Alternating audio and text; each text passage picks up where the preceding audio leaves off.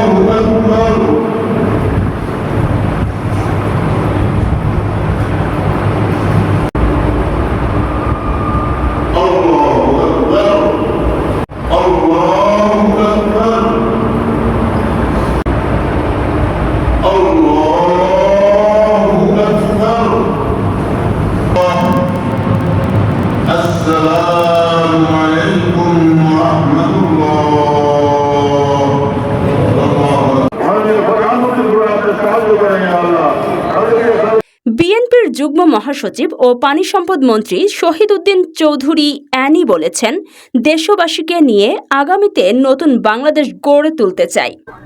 মাননীয় প্রধানমন্ত্রী সবাইকে ঈদের শুভেচ্ছা জানিয়েছেন।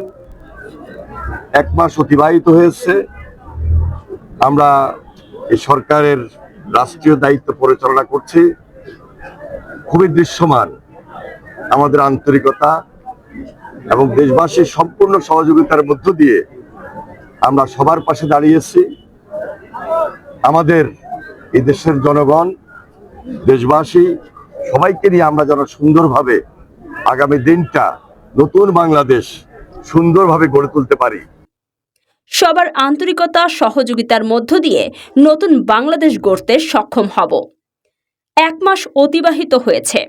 আমরা এ সরকারের রাষ্ট্রীয় দায়িত্ব পালন করছি।